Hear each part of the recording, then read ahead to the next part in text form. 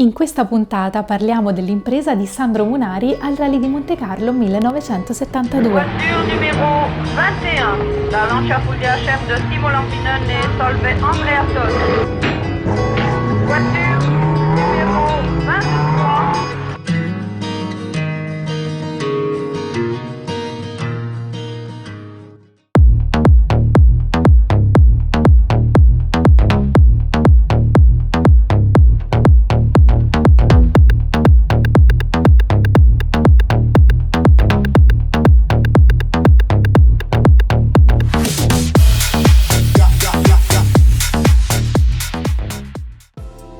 L'edizione 1972 del Rally di Montecarlo conterà 300 iscritti che partiranno da 9 città diverse, da Atene, Almeria, Varsavia, Francoforte, Oslo, la Montecarlo stessa.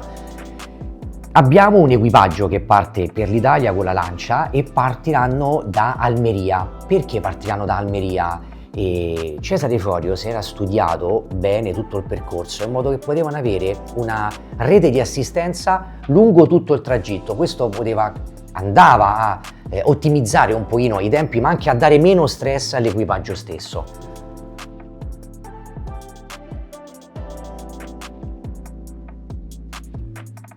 Anche nel 1972 il Rally di Montecarlo apriva la stagione rallistica. A gennaio tanta neve sulle montagne del sud della Francia, infatti il circuito di Montecarlo non c'entra nulla con questa gara, quindi condizioni climatiche che mettevano a dura prova sia auto che piloti.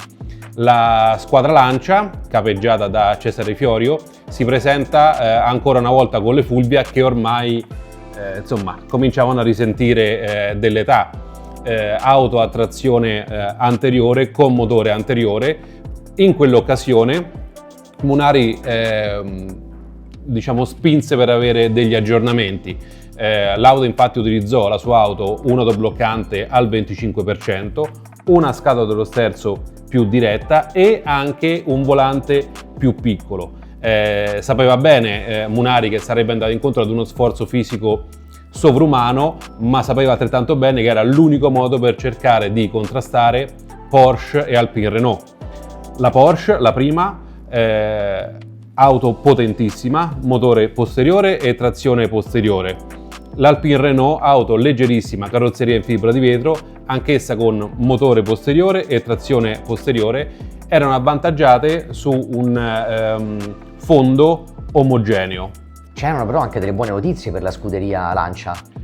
Ottime, perché in realtà il fondo era un mix di neve e asciutto che avrebbe avvantaggiato appunto la vecchia Fulvia, soprattutto per una scelta tecnica che fecero, quella di utilizzare dei chiodi molto bassi che sull'asciutto, sull'asfalto pulito, erano coperti dalla gomma, ma sarebbero stati utili poi nei tratti innevati. E infatti proprio la neve in ogni caso la fece da padrone. E passiamo alla cronaca della gara. Nella prima parte del rally Sandro Munari sarà terzo. Quando arriverà però la neve e quindi le vette innevate, grazie alle sue scelte riuscirà a prendere il comando ed essere primo. Subito dopo andrà ad incontrare l'asfalto asciutto, lì le Alpine mano a mano inizieranno a recuperare terreno fino poi a prendere proprio il primo posto. Esatto, e con la neve del Col del Turini perderà ancora terreno Munari e la gara ormai sembrava compromessa. Ore 20:30. Al primo dei 3 passaggi sul Col del Turini, Darniche si porta al comando. Munari perde 2 minuti perché sbaglia la scelta delle gomme. Punta sulla chiodatura leggera per staccare gli avversari, ma il terreno è più innevato del previsto. Ore 21:45. Al controllo di Saint-Sauveur, le Alpine sono in testa. La Datsun di Altonen si mantiene tra i primi.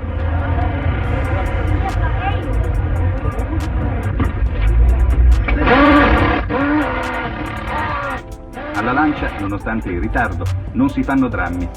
L'indomani le Alpine lamenteranno problemi al cambio e saranno costrette entrambe, per lo stesso motivo, al ritiro.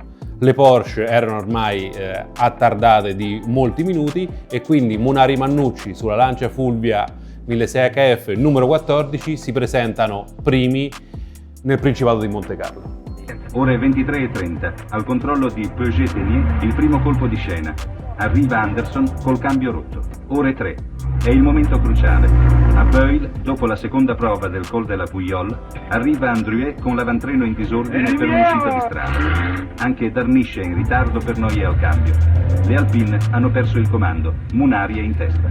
Ore 7:30 di venerdì 28 gennaio. Dopo 13 ore di estenuante corsa notturna, Sandro Munari e Mario Mannucci colgono la loro più prestigiosa affermazione, vincendo con la FIDA Fulvia HF 1600 il 41esimo rallye di Montecarlo. Bellissimo, e in onore a questo la Lancia, pochi mesi dopo, quindi un'uscita veramente veloce, andranno a presentare una vettura che è proprio una Lancia Fulvia Coupé Montecarlo, motore 1.3, non cambia da quello di produzione, mentre l'estetica è non totalmente diversa, ma è accattivante. Doveva assomigliare alla Fulvia di Munari, la vincitrice di Montecarlo. Il motore era 1.3, non il 1.6, cofano anteriore, cofano posteriore e la parte superiore dei parafanghi erano verniciate in nero opaco, mancavano i paraurti, mancavano deflettori e gli interni, i sedili soprattutto, erano ovviamente a vocazione sportiva. I colori erano 4, il rosso che andava per la maggiore perché era quello che Munari portò alla vittoria, l'azzurro, il giallo e un verde, tutti colori molto anni 70, molto belli, molto particolari. Si chiude qui la puntata dedicata a Sandro Munari e alla sua vittoria con la Lancia Fulvia al Rally di Montecarlo del 1972. Seguiteci per il prossimo episodio.